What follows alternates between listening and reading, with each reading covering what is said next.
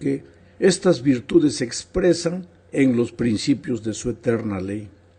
Fue el amor de Dios que llevó a Jesús a venir a este mundo, a buscar y salvar lo que se había perdido. El ser humano no estaba perdido porque existía una ley, no, sino que estaba perdido porque había quebrantado esa ley y al hacerlo pues había escogido su propio camino de pecado, de soledad y de muerte. El pecado existe porque la ley existe. Primera de Juan capítulo 3 versículo 4 dice: todo aquel que comete pecado quebranta también la ley, pues el pecado es quebrantamiento de la ley. Y Pablo añade en Romanos 3:23 que la paga del pecado es muerte. Entonces todos estamos condenados a la muerte porque todos pecamos. Pero Jesús ocupó nuestro lugar en la cruz y pagó la pena de nuestra culpabilidad, que era la muerte. Ahora, porque Jesús nos sustituyó al pagar el precio del pecado, ahora nosotros podemos mirar al cielo con esperanza. Si aceptamos por la fe el sacrificio de Cristo en nuestro favor, pasamos de muerte a vida, no por merecimiento humano, sino por gracia, por la gracia maravillosa de Cristo. Ya no debemos nada. Jesús ha pagado nuestra deuda. Ya no hay condenación. Sin embargo, todavía cargamos en nosotros la naturaleza pecaminosa que nos acompañará hasta el día de la venida de Cristo. Esa naturaleza pues intentará llevarnos muchas veces de vuelta hacia el pecado, porque la ley sigue existiendo. Y esa naturaleza pecaminosa nos llevará, constantemente querrá llevarnos, nos jalará para quebrantar la ley de nuevo. Si con la muerte de Cristo la ley hubiera sido anulada, entonces después de la muerte de Cristo ya no habría pecado. Y si no hubiera pecado después de la muerte de Cristo, pues ¿de qué nos salvaría Jesús? Porque nosotros vivimos después de la muerte de Cristo. Y si en la muerte de Cristo la ley fue anulada, pues para nosotros hoy no habría pecado, pero hay pecado. Y por eso es necesario la gracia de Cristo. ¿Y por qué hay pecado? Porque hay ley, porque el pecado es el quebrantamiento de la ley. Pero el diablo continúa queriendo llevarnos a vivir de manera contraria a los principios divinos, y por eso existe un conflicto espiritual dentro del ser humano, fuera del ser humano, en fin, hay un conflicto espiritual en el universo, pero la batalla, ya lo dijimos, se traba dentro del corazón humano, en la mente humana. En la segunda parte de este estudio veremos justamente esa lucha espiritual, una lucha espiritual de la cual todos participamos, quieras o no, estás involucrado en esa lucha. Pablo describe esa terrible lucha en Romanos capítulo 7, versículos 18 al 24. Yo no voy a leer todo porque el texto es grande, pero Pablo explica esa lucha de la siguiente manera: yo sé que en mí, esto es, en mi naturaleza humana, no habita el bien, porque el desear el bien está en mí, pero no el hacerlo. ¿Te das cuenta? Pablo está hablando aquí de la realidad del pecado. Todos los cristianos estamos involucrados en esta lucha espiritual. Por un lado, tenemos el deseo de andar en los caminos de Dios y de servirle fielmente. Andar en los caminos de Dios quiere decir andar en los principios de su santa ley, en armonía con la voluntad de Dios. Este anhelo, naturalmente, es inspirado por el Espíritu Santo. Pero por otro lado, está dentro de nosotros el deseo de andar en los caminos de la carne, quebrantando los principios de la eterna ley de Dios. Y este sentimiento es inspirado por el diablo. Para Pablo, el problema en medio de esta lucha no es la ley. El problema es nuestra carne, el pecado que habita en nosotros, nuestra naturaleza pecaminosa. Ya no sucedió contigo que muchas veces queriendo hacer lo correcto terminas haciendo lo malo. Pues esta lucha es tan intensa y tan terrible que Pablo exclama en el versículo 24, estamos hablando del capítulo 7 de Romanos: miserable hombre que soy, ¿quién me librará del cuerpo de esta muerte? Así es, mi amigo. estaríamos todos perdidos si no fuera por lo que Jesús hizo por nosotros en la cruz del Calvario. Gracias a Él se hace realidad lo que dice Romanos 8:1. Por tanto, no hay ninguna condenación para los que están unidos a Cristo Jesús, los que no andan conforme a la carne, sino conforme al Espíritu. Aquí Pablo es claro, no hay más condenación para aquellos que andan conforme al Espíritu.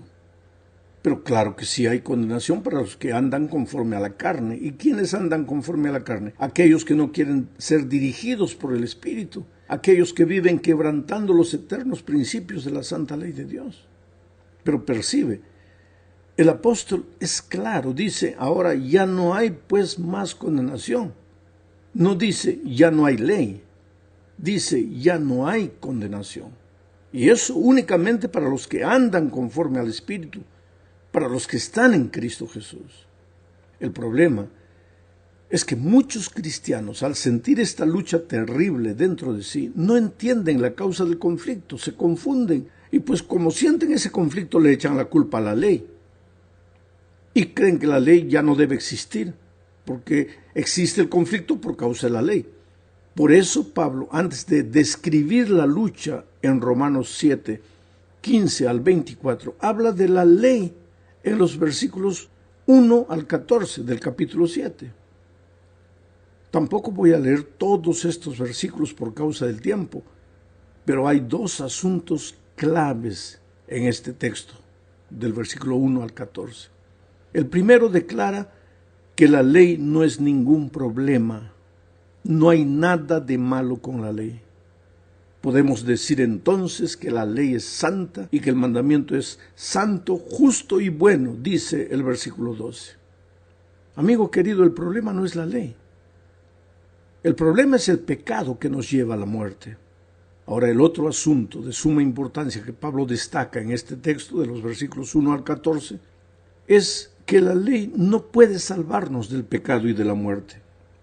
La ley señala el problema del pecado y de la muerte, pero es incapaz de salvarnos, porque la función de la ley es apenas didáctica, esto es, nos muestra la malignidad del pecado. Sin embargo, no puede hacer nada para resolver el problema del pecado. En ningún momento Pablo da a entender que la ley ha sido anulada. Por el contrario, el conflicto espiritual que Pablo describe no tendría sentido si la ley hubiera sido anulada. El argumento que él desarrolla deja claro que la ley sigue en vigencia, porque la ley señala la realidad del pecado y la necesidad del Evangelio, de la gracia de Cristo.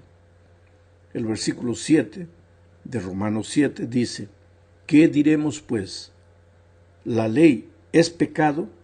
En ninguna manera. Pero yo no conocía el pecado sino por la ley, porque tampoco conociera la codicia si la ley no dijera, no codiciarás. En resumen, lo que Pablo está diciendo es que la ley no produce la muerte. Quien produce la muerte es el pecado. La ley solo muestra cuán mortal es el pecado. La ley es buena por el hecho de que señala el pecado, pero a pesar de ser buena, no es solución para el problema del pecado. Solo el Evangelio tiene la respuesta, la solución y la salida para el pecado. Solo Cristo salva. Romanos 7:13 aclara esto. Pero entonces, ¿lo que es bueno se convirtió en muerte para mí?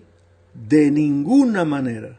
Más bien el pecado, para demostrar que es pecado, produjo en mí la muerte por medio de lo que es bueno, a fin de que por medio del mandamiento llegara a ser extremadamente pecaminoso. El pensamiento de Pablo es claro.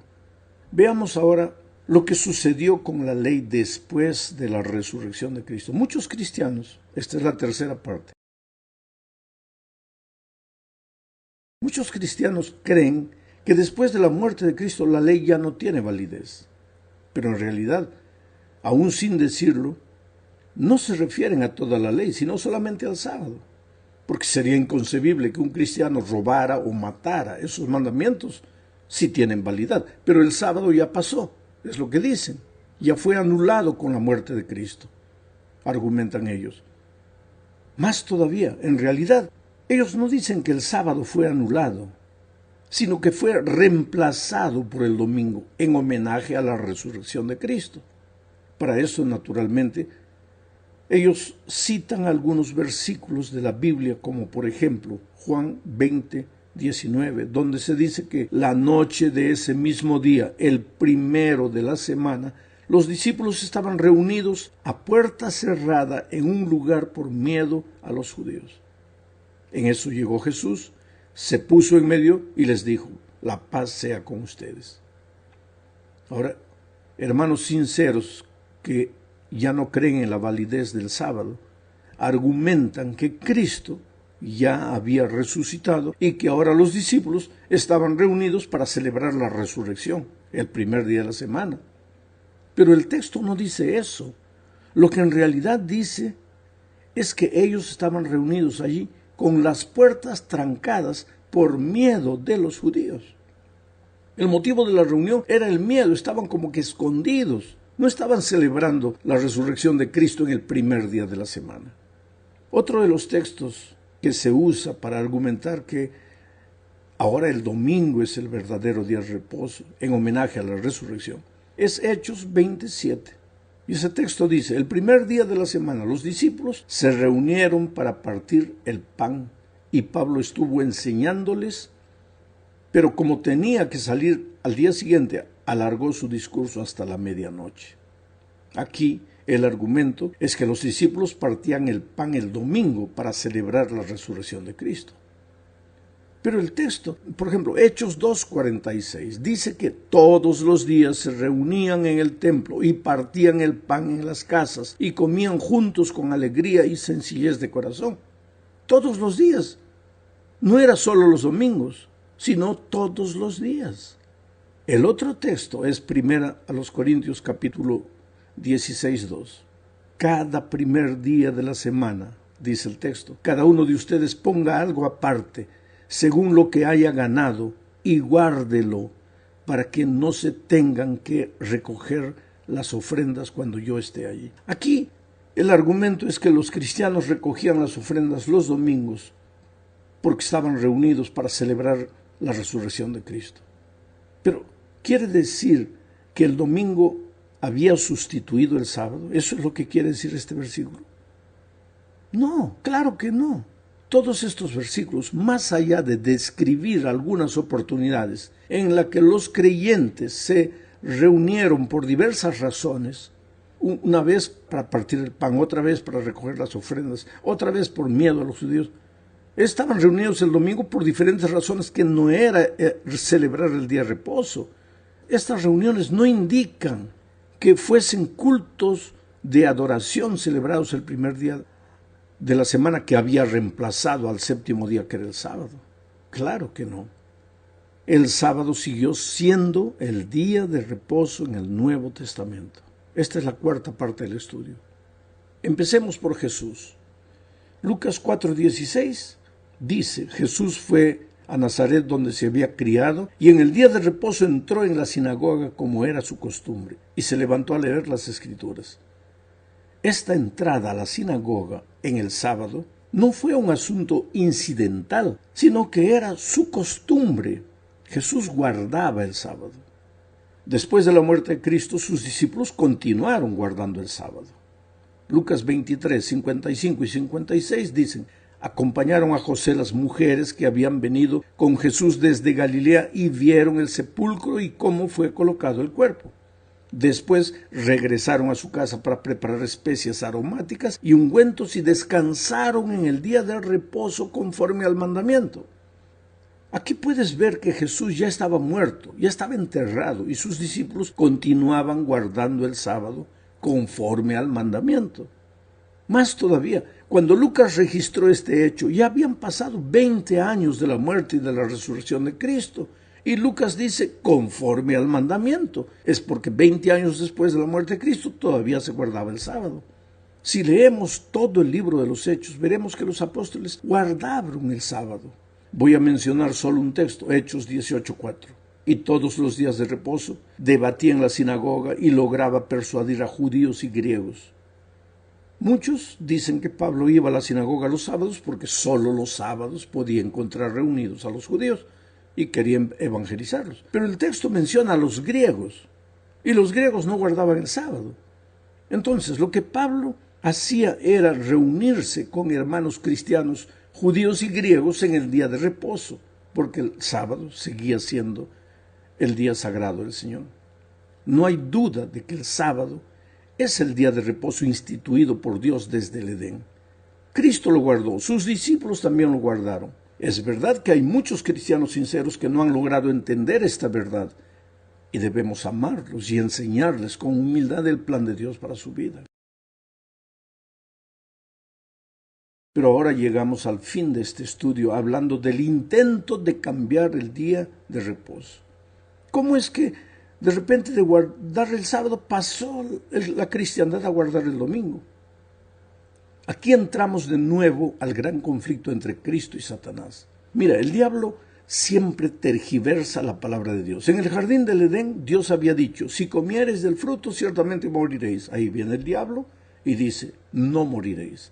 Ahora, con relación al día de reposo, Dios dice, es sábado. Y el enemigo viene y dice, no, es el domingo. Siempre fue así. Génesis 3:1 dice, la serpiente era más astuta que todos los animales del campo que Jehová Dios había hecho y dijo a la mujer, con que Dios os ha dicho, no comáis de ningún árbol del huerto. Ah, querido, en este versículo observamos la principal estrategia del enemigo. Él no se presenta como realmente es, como diablo, sino que aparece disfrazado, se esconde, finge, se disimula y aparenta ser lo que no es. En el Edén, el enemigo parecía amigo. Su compañía era agradable y era religioso porque se presenta con la palabra de Dios en la mano. Así también ha sido a lo largo de la historia y seguramente será lo mismo en nuestros días. Las Escrituras afirman en 1 de Pedro 5:8 lo siguiente: sean prudentes, manténganse atentos, porque su enemigo es el diablo y él anda como un león rugiente buscando a quien devorar. Y en 2 Corintios 11:14 añade que el mismo Satanás se disfraza de ángel de luz. Ah, mi amigo, no creas entonces que si en el gran conflicto de los siglos él te quisiera enrolar en su ejército, se va a identificar como su verdadero nombre. No, porque ahí tú te huirías. Él se presentará ante ti como algo maravilloso y seductor. Puede ser que aparezca como una hermosa teoría, una filosofía deslumbrante, una religión fascinante o hasta como un ángel de luz. El texto de las Escrituras nos dice también que el enemigo no solo se disfraza a él, sino que también disfraza sus propósitos. No le dijo a Eva que estaba allí para destruirla y para acarrear la desgracia de todas las generaciones futuras. Se limitó a llevarla al terreno de la religión. Usó la palabra de Dios, pero la torció e intentó darle otro sentido. ¿Con que Dios os ha dicho no comáis de ningún árbol del huerto? Dios no había dicho eso. Pero el enemigo introdujo una leve modificación en lo que el Señor había declarado. Casi nada, ¿te das cuenta? El diablo es religioso, acepta la palabra de Dios, no la niega, no lucha contra ella, solo la tuerce un poco, lo suficiente como para conseguir desconfianza. No necesitas ser tan detallista, Eva. No puedes tomar tan en serio la palabra de Dios. Vamos, Eva, ¿en qué se diferencia este árbol de los demás del jardín? Después de todo, todos los árboles son iguales. Bueno, ese fue el argumento del diablo con Eva. Recuerda bien este argumento, porque ha aparecido muchas veces a lo largo de la historia y seguirá apareciendo. No hay que tomar tan en serio la palabra de Dios, hay que tener mente amplia. Dios no puede estar preocupado con detalles tan insignificados de si es domingo, si es sábado. Graba estos argumentos en tu mente, porque se los va a usar mucho a medida que nos acerquemos del fin de la historia. Pero vayamos adelante. La profecía de Daniel 7 habla del surgimiento de 4 grandes imperios universales: Babilonia, Medo-Persia, Grecia y Roma. Después del imperio romano surge un cuerno pequeño en la profecía. En realidad es parte del imperio romano, solo que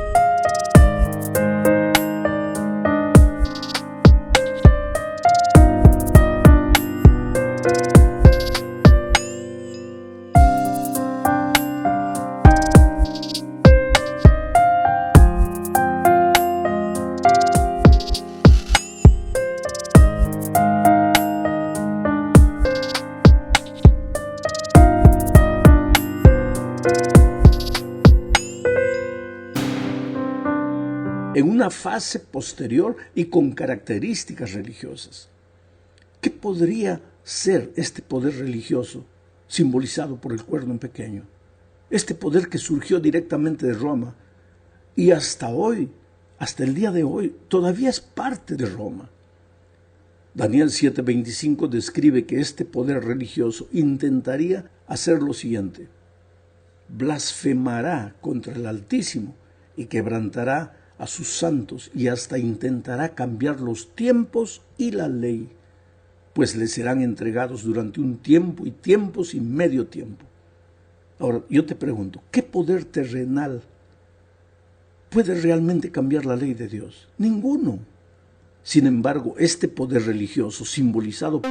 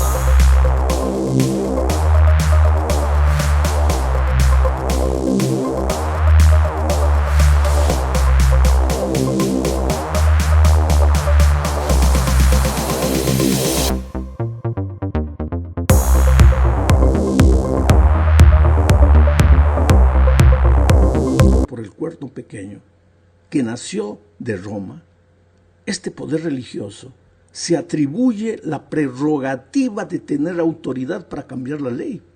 No hay base bíblica para guardar el domingo. Las personas guardan el primer día de la semana por tradición, una tradición impuesta por este poder religioso.